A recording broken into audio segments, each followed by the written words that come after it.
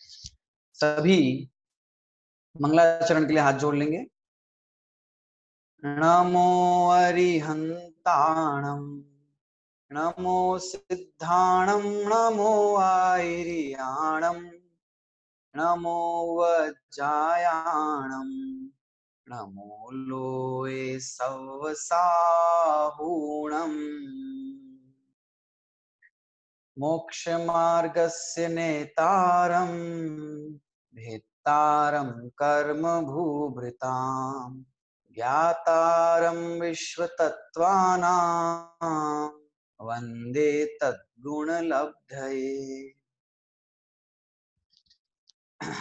यह तत्वार्थ सूत्र अपर नाम मोक्ष शास्त्र नाम का महाग्रंथ है, जो संपूर्ण जिनागम का सार है और वे सारे विषय जो जैन धर्म को समझने के लिए आवश्यक हैं, हमें इस ग्रंथ में प्राप्त होते हैं। इस ग्रंथ के पहले अध्याय के 4 सूत्रों तक की चर्चा हमने की। आज हम आगामी सूत्र की चर्चा करने वाले हैं। अभी तक हमने ये देखा कि जो सम्यक दर्शन ज्ञान चरित्र रूप मोक्ष का मार्ग है, उसमें जो सम्यक दर्शन है वह तत्वों के श्रद्धांश से होता है। वे तत्व 7 हैं और उन तत्वों को जाने बिना हमें उनकी सच्ची श्रद्धा नहीं हो सकती। उन तत्वों को जाने कैसे, क्या है उनके जानने के उपाय, क्या है उनके जानने के तरीके और क्या है उन तत्वों को जानने का साधन, इसकी चर्चा आचार्य देव ने आगामी 4-5 सूत्रों में की है। और वे अगला सूत्र भी इसी उद्देश्य के लिए लिखते हैं कि उन जीवादि तत्वों को हम किस विधि से जाने। आइए हम चलते हैं अगले सूत्र की तरफ। सूत्र नंबर 5 आपकी स्क्रीन पर।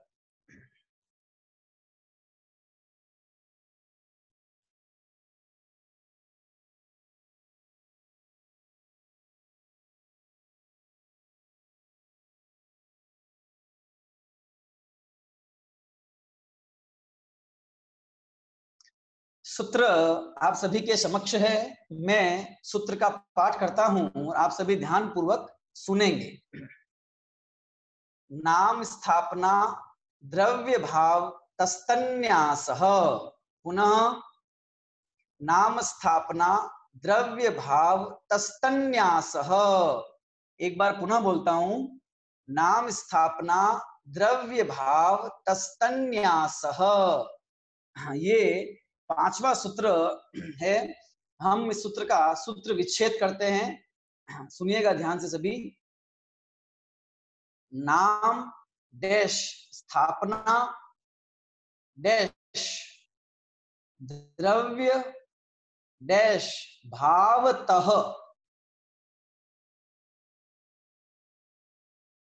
प्लस तत् प्लस न्यासः। वापिस बोलता हूं मैं।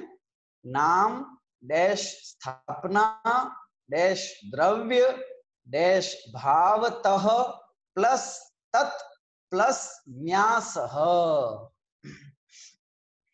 तो अलग अलग करके हमको कुछ पद प्राप्त हुए हैं। हम उन पदों को समझते हैं और इस सूत्र का अर्थ समझते हैं।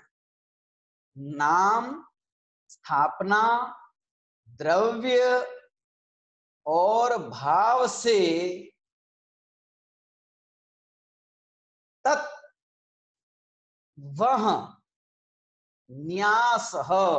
न्यासः मतलब उस, तत् मतलब वह मतलब क्या है यहाँ पर? वह जिसकी चर्चा हो रही है, जीवादि तत्व, वह जीव है ना। आदि वे 7 तत्व और सम्यक दर्शन, उन्हीं की बात हो रही है मुख्य रूप से, दोनों की है ना, सम्यक दर्शन की और जीव की। तो नाम स्थापना द्रव्य और भाव से, भाव रूप से उस जीव आदि का न्यास किया जाता है ना, न्यास किया जाता है। ठीक है। नाम स्थापना द्रव्य और भाव रूप से उन जीवादि का न्यास किया जाता है। सूत्र का अर्थ पढ़ लेते हैं। नाम स्थापना द्रव्य और भाव रूप से उनका अर्थात सम्यक दर्शन आदि और जीव आदि का न्यास अर्थात निक्षेप होता है। ठीक है, इस सूत्र में हम निक्षेप के बारे में समझने वाले हैं। छेड़ला की वह पंक्ति आप सबको याद होगी, छठी ढाल की, जहां शुद्धोपयोग की चर्चा की गई है। परमाण नय निक्षेप को न उद्योत अनुभव में दिखे। यहाँ पे प्रमाण नय और निक्षेप की चर्चा की गई है। यहाँ उसमें से हम निक्षेप की चर्चा करेंगे, प्रमाण और नय की चर्चा आगामी सूत्र में आने ही वाली है। निक्षेप शब्द यहाँ इस सूत्र में नहीं दिया गया है, यहाँ तो शब्द दिया हुआ है अंत में न्यास। क्या शब्द दिया हुआ है? न्यास। हम न्यास कहें या निक्षेप कहें एक ही बात है, चाहे न्यास कहें चाहे निक्षेप कहें। आगम में, षटखंडागम आदि ग्रंथों में, राजवार्तिक आदि टीकाओं में सभी जगह निक्षेप की चर्चा विस्तार से की गई है।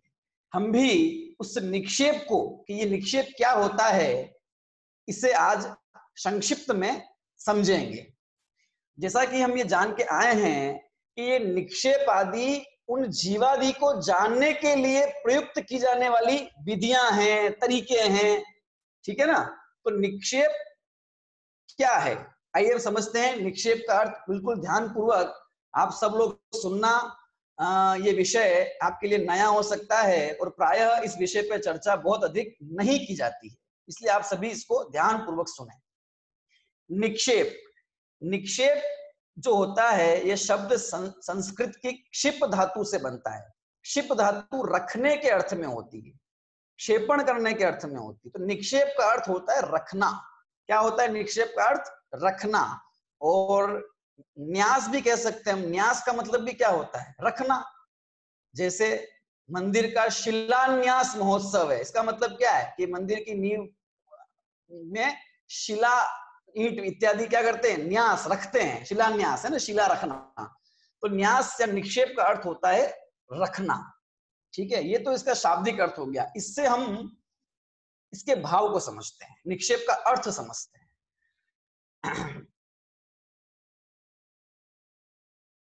निक्षेप वस्तुतः वे बिंदु हैं, वे पॉइंट्स हैं जिससे वस्तु को जाना जाता है। जिससे वस्तु को जाना जाता है। कौन जानता है? कि ज्ञान जानता है। किसको जानता है? वस्तु को। ज्ञान जानता है या ज्ञानी जानता है, एक ही बात है। किसको जानता है? वस्तु को जानता है। किसके द्वारा, किसके माध्यम से जानता है? उसका तरीका क्या है? उसके में वो निक्षेप है। ठीक है ना? जैसे कि किसी को भारत देश के बारे में जानना है, भारत देश, तो उसके बारे में कैसे जाना जा सकता है? किन बिंदुओं के माध्यम से हम भारत देश के बारे में, किसी भी देश के बारे में जान सकते हैं? तो सबसे पहले जिस देश के बारे में जान रहे हैं उसका नाम पता होना चाहिए सबसे पहले। तो भारत, हमने भारत बोला, इंडिया बोला, तो हमको इस दुनिया में एशिया में एक देश है भारत, इंडिया, वो ख्याल में आया। अभी हमें और जानना है उसके बारे में, तो कैसे जान सकते हैं? वे कौन कौन से बिंदु हैं, कौन कौन से पॉइंट्स हैं जिससे हम भारत देश के बारे में जान सकते हैं? सिर्फ भारत एक देश है इतना कह दिया तो ये ज्ञान तो है, लेकिन समझ में नहीं आएगा, क्योंकि हम जब इसका भेद करेंगे, विस्तार करेंगे, तो सब समझ में आ जाएगा। जैसे जलवायु, ये एक पॉइंट हो गया। इस देश की जलवायु कैसी है? जलवायु से देश को जानना, ठंडी है, गर्म है, ठंडी गर्म मिक्स है, कैसी है? जनसंख्या, जनसंख्या से देश को जानना, कि इस देश की जनसंख्या कितनी है, कितने लोग रहते हैं यहाँ पर। भौगोलिक स्थिति, यहाँ की भौगोलिक स्थिति क्या है? पर्वत है, नदियां हैं, उत्तर में हिमालय पर्वत है, तीन तरफ समुद्र हैं, कई नदियां बहती है, ये भौगोलिक स्थिति, इससे इस देश को जाना जाता है। और कौन से पॉइंट हो सकते हैं? संस्कृति, यहाँ की संस्कृति, अलग अलग राज्यों में अलग अलग संस्कृति है, बहुत ज्यादा। भाषा, पूरे देश की भाषा एक नहीं है, यहाँ अनेक भाषाएं बोली जाती है। परंपरा, खान पान, रीति रिवाज, रहन सहन, कपड़े, बोली, ये सब पॉइंट्स है, इन पॉइंट्स के माध्यम से जाना जाता है किसको? भारत देश को। देश को, वह देश जिसका नाम भारत है, उसको उसके नाम से और इन सब पॉइंट से जाना जाता है। जब हम इतना विस्तार से अलग अलग पॉइंट से उसको जानते हैं तो हमें वो ख्याल में आ जाता है कि हाँ अच्छा भारत देश ये है।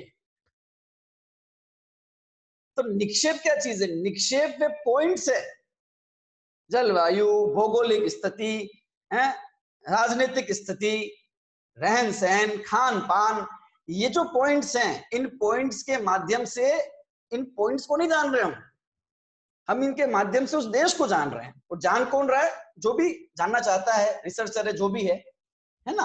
तो अभी इस उदाहरण को इधर लेके चलिए। इसी तरह से वस्तु को जानने के लिए उसका निक्षेप किया जाता है। ठीक है, निक्षेप मतलब रखा जाता है। जैसे हमने देश को जानने के लिए देश को रखा, कि किस चीज में रखा, कि भाषा के रूप में रखा, है ना, भाषा में रखा, भाषा वाले पॉइंट में रखा तो हमने उसकी भाषा को जाना, क्या क्या भाषा है।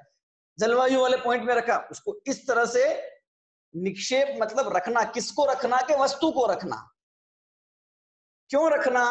जानने के लिए रखना, उस वस्तु को जानने के लिए रखना। कौन रखता है? कि ज्ञानी रखता है। शास्त्रों में आचार्य देव जो लेखक होते हैं वो रखते हैं, वो करते हैं, है ना। क्या रखना? अब प्रश्न ये है, क्या रखना? कि तो उस वस्तु को का नाम रखना, उस वस्तु की स्थापना करना, उस वस्तु को द्रव्य रूप से जानना, उस वस्तु को भाव। तो अलग अलग पॉइंट से, अलग अलग बिंदुओं से वस्तुओं को जाना। तो वे जो बिंदु, जो वे पॉइंट्स हैं, जिसे हम वस्तु के भेद भी कह सकते हैं, भेद रूप से जानना, है ना। उसको एक ही चीज को उसके अलग अलग पॉइंट्स के माध्यम से डिवाइड करके जानना। पर जाना किसे जा रहा है? जाना उस वस्तु को जा रहा है।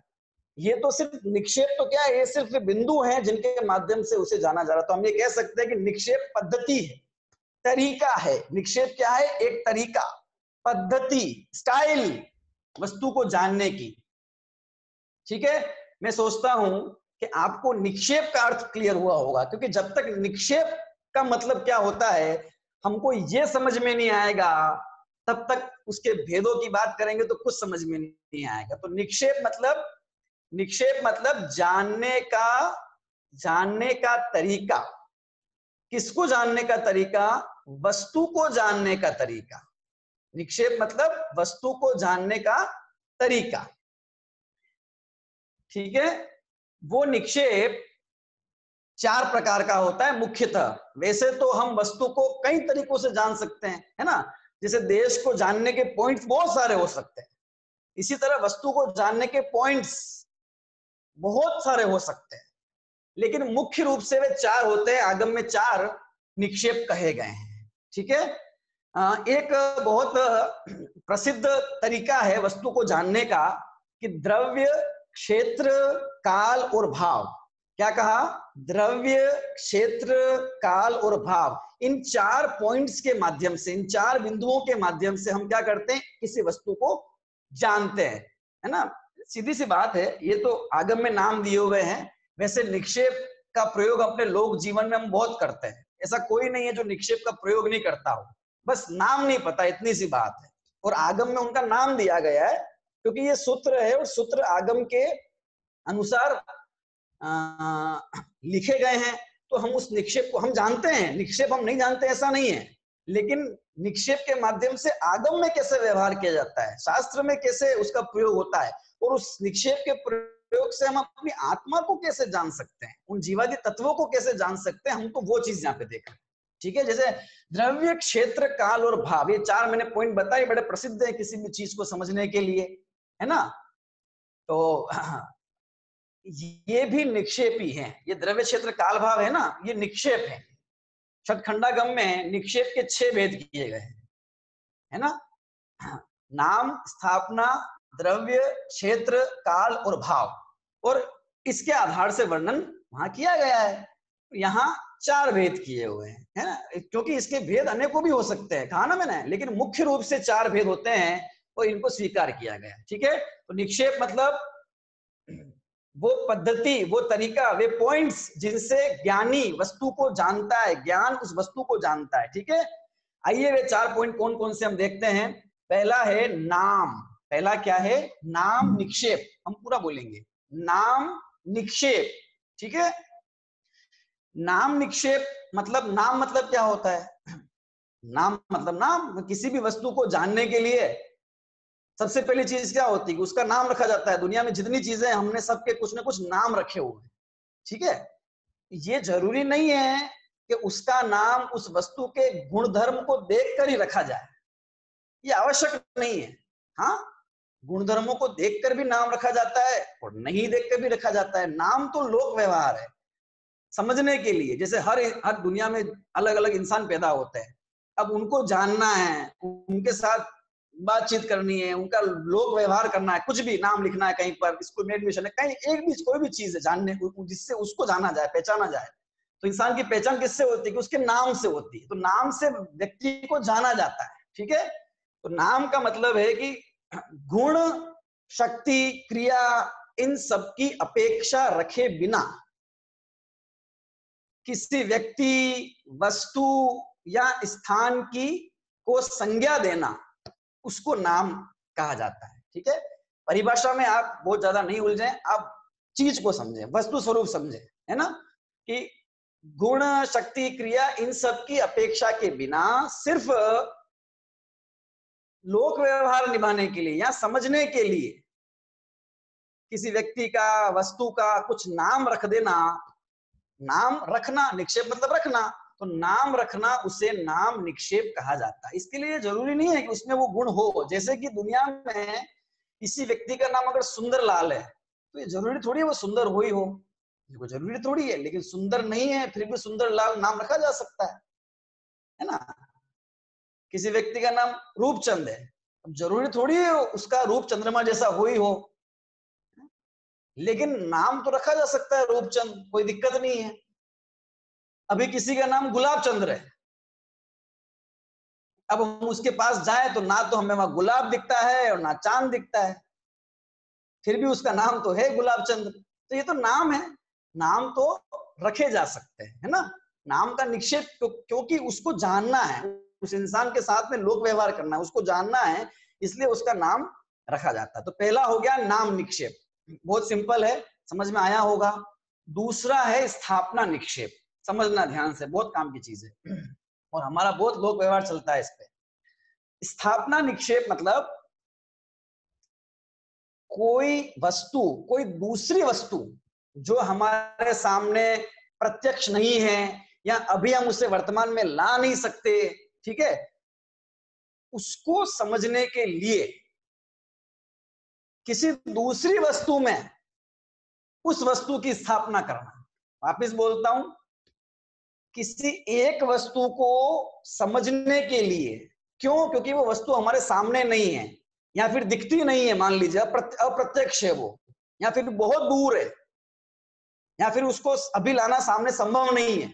ठीक है, उस वस्तु को समझने के लिए किसी दूसरी वस्तु में उसकी स्थापना करना कि ये वो ही है, ये वो है, ऐसा ऐसा ऐसा व्यवहार करना, ऐसा समझना, ऐसी स्थापना करना, इसका नाम है स्थापना निक्षेप। ठीक है, इसका नाम क्या हुआ? स्थापना निक्षेप।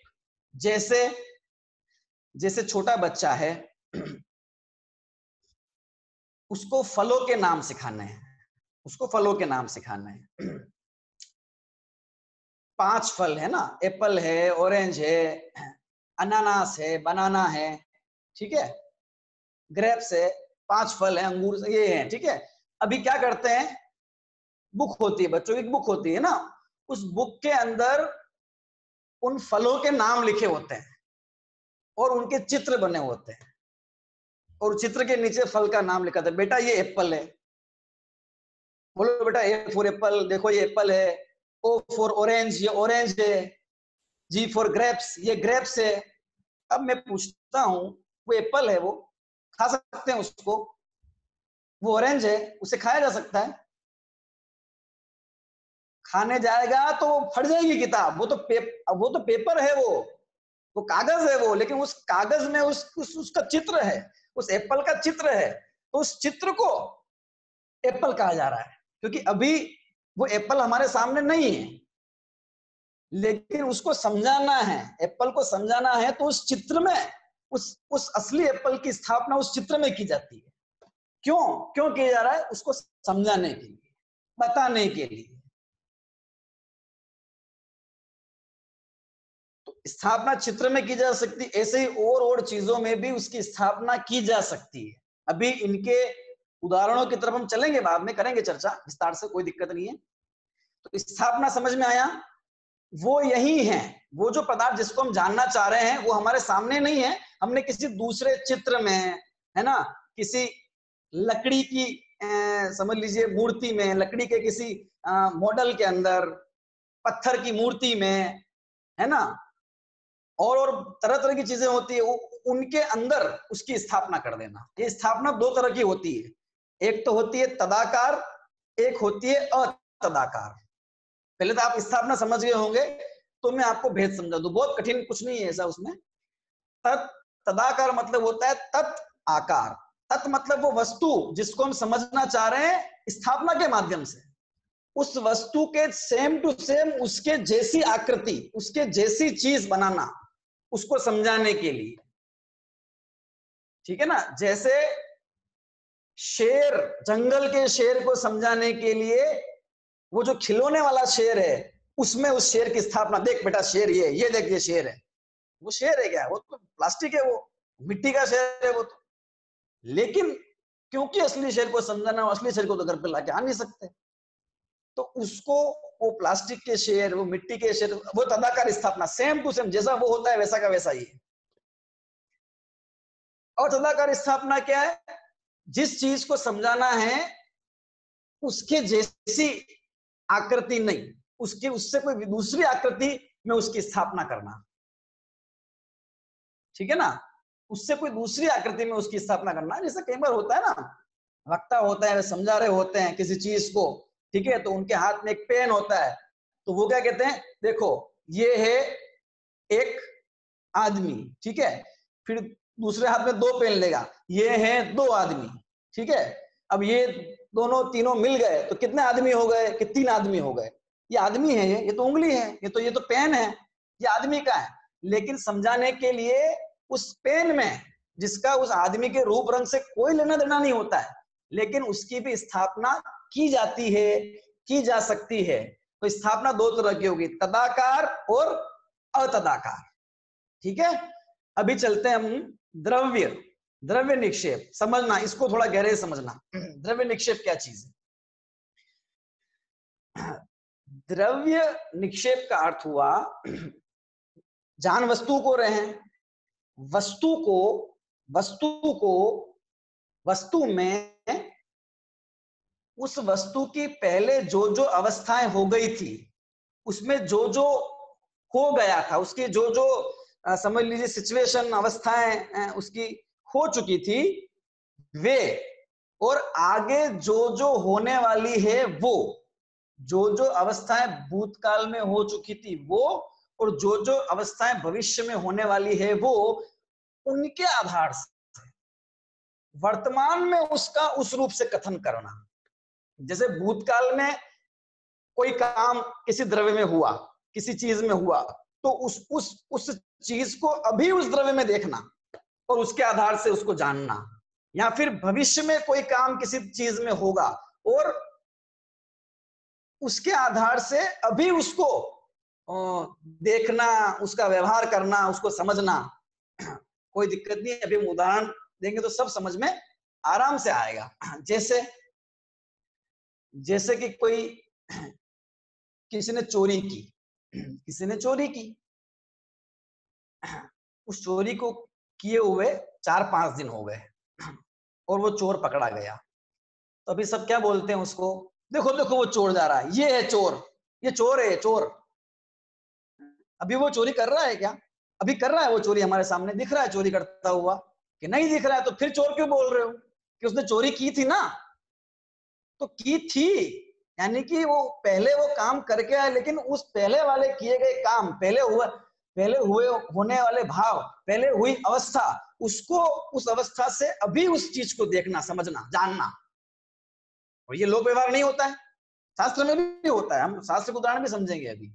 नहीं होता है लोक व्यवहार के, होता है। और लोक में जो सजा दी जाती है लोगों को उनके अपराधों की, भाई हत्या कर दी किसी की, हत्या कर दी किसी की, अब वो 10 साल से जेल में है, तो अभी उसको जेल में क्यों रखा हुआ है? अभी वो अपराधी है क्या? कि हाँ अपराधी है। क्यों? वो अभी किसी की हत्या थोड़ी कर रहा है, वो हत्या तो उसने 10 साल पहले की थी, 10 साल पहले किसी की हत्या की थी। वो हत्यारा अब थोड़ी हत्यारा है वो, लेकिन क्या कहा जाता है उसको? हत्यारा, और उसके कारण उसको सजा भी मिलती है पूरी। तो ये समझ में आया, भूतकाल में जो अवस्थाएं हो चुकी है ना, मैंने जीव की अपेक्षा बात कर दी, उसकी अपेक्षा वर्तमान में वस्तु को जानना है। वकील साहब है, वकील साहब रिटायर हो गए, वकील साहब, अब वहां वकालत करते हैं ना, कोई प्रैक्टिस करते हैं, कुछ नहीं, सब निवृत्त होके बैठे, 10 साल हो गए। अभी भी लोग उनको क्या कहते हैं, क्या कहा जाता है? अरे वकील साहब का घर कहाँ है? वो रहा वकील साहब। वो अब थोड़ी वकील है, वो छोड़ दी वकालत, तो वकालत छोड़ दी, लेकिन फिर भी वो वकील साहब के नाम से, वो वकील साहब, वकील का जो काम उन्होंने करके किया है वकालत, उससे वर्तमान में जो भूतकाल में हो गया है, उससे वर्तमान में भी उनको जाना जाता है।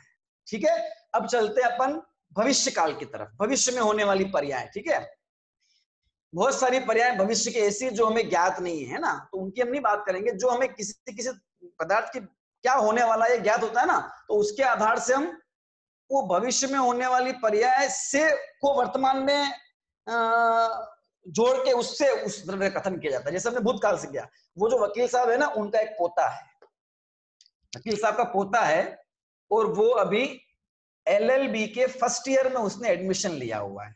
अभी उसने क्या किया है? एलएलबी के फर्स्ट ईयर में उसने एडमिशन लिया है। तो अभी तो डिग्री भी नहीं मिली उसको एलएलबी की, अभी तो वकील बना भी नहीं है, प्रैक्टिस तो शुरू करना बहुत बात की बात है। लेकिन जब वो हॉस्टल से आता है घर पे छुट्टियों में, तो उसके मित्र और परिजन क्या बोलते हैं? अरे वकील साहब आओ, वकील साहब आइए। वो वकील है, वो कि अभी तो नहीं है वो वकील, लेकिन वो निश्चित रूप से वकील हो जाने वाला है, वो वकील बनने वाला है। तो जो उसकी पर्याय भविष्य में होगी, उस पर्याय को वर्तमान में जोड़कर और व्यवहार करना। राजा के बेटे को राजा कह देना, एमबीबीएस में पढ़ने वाला बच्चा है, फर्स्ट ईयर सेकंड ईयर कर रहा है, उसे अभी से डॉक्टर साहब कह देना, ये सब इसी के उदाहरण हैं, ये सब इसी के उदाहरण है। और इसका लोक में प्रयोग होता है, लोक व्यवहार में प्रयोग होता है, शास्त्र में भी प्रयोग होता है, समझेंगे हम शास्त्र के प्रयोग को भी। ठीक है, तो ये हो गया द्रव्य निक्षेप। जो द्रव्य में भूतकाल में पर्याय हो चुकी है, उन पर्यायों से वर्तमान में द्रव्य को जोड़ के देखना, पर्याय से या पर्यायों से, ज्यादा भी हो सकती है, उससे पर्याय का कथन करना, उस पर्याय से। और आगे जो अवस्थाएं होने वाली है उस द्रव्य की, उन अवस्थाओं से अभी उसको जोड़ के कथन करना कि अभी ये ऐसा है, इसे कहते हैं द्रव्य निक्षेप। ठीक है, हमने क्या किया, क्या निक्षेप किया कि हमने उस वस्तु के अंदर उसके पहले वाली पर्याय को रख दिया अभी, और उसके आने वाली पर्याय को भी अभी रख दिया, और वस्तु को जान लिया। और जानना होता है ऐसा, लोक व्यवहार होता है ना। हम जानने का काम कर रहे हैं इन पॉइंट्स के माध्यम से, नाम के माध्यम से, स्थापना के माध्यम से। ये वे पॉइंट हैं जो हमें वस्तु को जानने में सहायता करते हैं। ये बेसिक पॉइंट आप ध्यान रखिए, ये बेस है, ये इसका बेस है, ये चारों पॉइंट का। जाना जा रहा है, जानने का काम, जानने के लिए निक्षेप किया जाता है। द्रव्य हो गया अभिभाव। ठीक है, अभिभाव को समझना। भाव क्या चीज है? द्रव्य में तो हमने क्या देखा, भूतकाल की पर्याय ले ली और भविष्य की। द्रव्य भाव ये कहता है कि नहीं नहीं, भूत छोड़ो, भविष्य छोड़ो, वर्तमान में जो ये काम कर रहा है, वर्तमान में द्रव्य में जो भाव हो रहा है, जो कुछ भी उसका वर्तमान में हो रहा है, उसकी अपेक्षा से द्रव्य को जानना, भाव से द्रव्य को जानना, वर्तमान में जो हो रहा है उससे वस्तु को जानना। जैसे वकील साहब को वकील तभी कहेंगे जब वो कोर्ट में जिरह कर रहे हैं, जब वो वकालत कर रहे हैं, जब वो प्रैक्टिस कर रहे हैं, तभी वकील है। टीचर को तभी टीचर कहना, शिक्षक को तभी शिक्षक कहना जब वो शिक्षा दे रहा है विद्यालय में। घर पे आ गया तो अब मास्टर जी नहीं है, ये भाव निक्षेप ये कहता है। व्यवहार भी होता है ना, और इससे हमारा काम भी होता है। वर्तमान में किसी चीज को उस रूप परिणत होते देखते हैं और हमें उसका ज्ञान होता है। जैसे कि अभी हम बस में बैठे और बस में सभी लोग एक जैसे बैठे हुए हैं और अभी हमको कंडक्टर टिकट लेना है और पैसा देना है कंडक्टर को, ठीक है। अभी हम कैसे पहचाने कंडक्टर कौन है? सब एक जैसे, उसने उस यूनिफॉर्म भी नहीं पहन रखी है, अभी हम कैसे पहचानेंगे? तो अब जो व्यक्ति टिकट टिकट टिकट ऐसा करता हुआ आ रहा है तो हम उसको वो काम करते हुए जान लेते हैं, अच्छा अच्छा ये है कंडक्टर, टिकट ले लेते हैं, पैसा दे देते हैं उसको। तो ये भाव निक्षेप से जाना, वर्तमान में वो क्रिया करते हुए उसे जाना, ठीक है। तो चीज को वर्तमान पर्याय से युक्त देखना, वर्तमान पर्याय को जोड़ के उसको जानना वस्तु को, ये क्या हो गया? भाव निक्षेप। नाम हो गया, स्थापना हो गया, द्रव्य हो गया और भाव हो गया। नाम मतलब किसी वस्तु का नाम रखना और उस नाम के माध्यम से जानना। स्थापना मतलब किसी दूसरी चीज को जानने के लिए किसी दूसरी चीज में उसकी स्थापना करना और उसके माध्यम से उस वस्तु को जानना जिसे हम जानना चाहते हैं, ठीक है। द्रव्य निक्षेप मतलब उस चीज की पहले की पर्यायों को अभी उसमें रख देना, आने वाली पर्यायों को अभी उसमें रख देना और व्यवहार करना, उसको जानना। और भाव मतलब जो अभी उसमें घटित हो रहा है उससे उसको जानना, ठीक है। और ये चारों के उदाहरण हमने समझे और ये सारा लोक व्यवहार होता है। आगम में भी ऐसा ही व्यवहार होता है, ठीक है ना। जैसा आगम में कहा हुआ है कि नाम, नाम से हम कैसे कि जीव, क्या कहते हैं? हम आप जीव द्रव्य हैं, तुम जीवात्मा हो, ऐसा कथन मिलता है। जीव किसे कहा गया? जीव है ऐसा द्रव्य, दुनिया का ऐसा पदार्थ जिसमें ज्ञान, दर्शन, चेतना पाई जाती है, उसका एक नाम दे दिया गया। क्या नाम दे दिया गया? कि जीव। अब जब जीव नाम रखा गया है, नाम निक्षेप से उसे जीव कहते हैं, तो जीव कहते ही हमें वो जीव पदार्थ ख्याल में आता है जिसमें ये गुण है। तो इससे नाम निक्षेप से हमने जीव को जाना, ठीक है, जान लिया। हम वही तो बात कर रहे हैं, जीवादि को, दुनिया को नहीं जानना है हमें। दुनिया में तो ये लोक व्यवहार होता है, दुनिया को नहीं जानना है। यहाँ तो आत्मा को जानने की और सात तत्वों को जानने की बात हो रही है। स्थापना निक्षेप से कैसे जानते हैं? जीव है, जीव तो अमूर्तिक है, आत्मा तो अमूर्तिक है ना। अब उसको कैसे दिखाएं बताओ? उसको कैसे बताएं, कैसे दिखाएं कि एक पॉइंट उसका स्थापना, स्थापना कैसे उसको बताया जा सकता है कि किसमें स्थापना? कि शरीर में उस जीव की स्थापना की जाती है, स्थापना की जाती है शरीर में और बताया जाता है जीव को। जैसे जैसे जीव एक इंद्रिय वाले, दो इंद्रिय वाले, तीन इंद्रिय वाले, चार इंद्रिय वाले, पांच इंद्रिय वाले होते हैं, ऐसा कथन नहीं आता है शास्त्रों में। अभी आगे दूसरे अध्याय में आने वाला है, संसारिण त्रस स्थावरा, के संसारी जीव त्रस और स्थावर होते हैं। अरे त्रस, त्रस जीव होता है, ये तो शरीर की अवस्था है, स्थावर तो शरीर की अवस्था है। एक इंद्रिय जीव की इंद्रिय होती है, स्पर्श होता है जीव को, रस होता है, गंध होता है, वे नहीं होता, लेकिन उसमें इसकी स्थापना की गई है। हम नहीं बोलते आलोचना पाठ में इक बेते चौ इंदीवा मन रहित सहित जे जीवा, नहीं बोलते कि एक, दो, तीन, चार, पांच मन रहित और मन सहित जीव हैं, उनकी मैंने करुणा नहीं की, उनका घात किया। तो इंद्रिय के माध्यम से, इंद्रिय युक्त शरीर में जीव की स्थापना की जाती है और स्थापना के माध्यम से हम उस शरीर को नहीं जानते हैं, हम उस जीव को जानते हैं कि वो यही है जिसमें हलन चलन, चेष्टाएं, जानना, अपने अपना भला करने वाला काम, बुरे के प्रति दूरी होना, ये सब चीजें, चेष्टाएं देखी जाती है। और इस स्थापना के माध्यम से हम उस जीव को जानते हैं। ये स्थापना निक्षेप हो गया। द्रव्य निक्षेप से कथन जिनवाणी में कितने आते हैं? जैसे जैसे भगवान महावीर, हम क्या बोलते हैं, तीर्थंकर कितने होते हैं? कि तीर्थंकर 24 होते हैं। 24वें तीर्थंकर का नाम क्या है? कि उनका नाम है भगवान महावीर स्वामी। हम उन्हें क्या बोलते हैं? बोलो तीर्थंकर भगवान महावीर स्वामी की जय। अभी तीर्थंकर हैं वो? अभी तीर्थंकर तो नहीं है ना भगवान महावीर। तीर्थंकर तो नाम कर्म की प्रकृति है, कर्म की प्रकृति है। अब तो वे सिद्ध हो गए, वो तीर्थंकर नाम कर्म प्रकृति चली गई, वो तो उनके भूतकाल की अवस्था थी तीर्थंकर तो। लेकिन उस भूतकाल की अवस्था से अभी भी उनको संयुक्त करके देखा जाता है। तो ये तीर्थंकर से भी हम उन महावीर को जानते हैं, जानने का काम होता है भूतकाल के पर्याय से। जैसे जैसे हमारे भाव होते हैं, ठीक है, हमने पहले कोई पाप किया है, पहले कोई भूतकाल में कोई किया है ऐसा आचरण, तो हम उससे उससे अपने आप को अभी पापी मानते हैं और पश्चाताप करते हैं। हा हा मैं दुष्ट अपराधी, त्रस जीवन राशि विराधी, थावर की जतन न कीनी। आता है कि नहीं आता है? हाँ हाँ मैं दुष्ट हूं, अपराधी हूं। क्यों अपराधी? भाई तू तो आलोचना पाठ पढ़ रहा है, कहाँ अपराधी है? भगवान के सामने बैठा हुआ है, भगवान के सामने बैठना भी अपराध है, आलोचना पाठ पढ़ना भी अपराध है, अपने दुखों का प्रायश्चित करना, अपनी गलतियों का, वो नहीं नहीं, जैसे पहले मैंने किया था ना, तरस जीवों को, स्थावर जीवों का बिना ही मतलब घात किया था, वो तो पहले किया था ना। वो पहले किए हुए घात को, पहले हुई पर्यायों को अभी वर्तमान में जोड़ के देखता है और अपने आप को दुष्ट और अपराधी कहता है। क्यों? क्योंकि वो उन अपराधों का प्रायश्चित करना चाहता है। अपराध को जानना या आश्रव संवर को जानना हो गया, आश्रव और बंध को जानना हो गया, उनकी निवृत्ति करना चाहता है, संवर और निर्जरा को जानना हो गया। सात तत्व जानने में आ रहे कि नहीं आ रहे? द्रव्य निक्षेपों के माध्यम से। इसी तरह भविष्य की पर्याय से युक्त देखा जाता है। आता है ना वचन आचार्य अमृतचंद्र का आत्मख्याति में, क्या आता है? भगवान आत्मा। कौन? अरे कौन भगवान आत्मा? जो निगोद में है ना, उसे आचार्य देव भगवान आत्मा कह रहे हैं।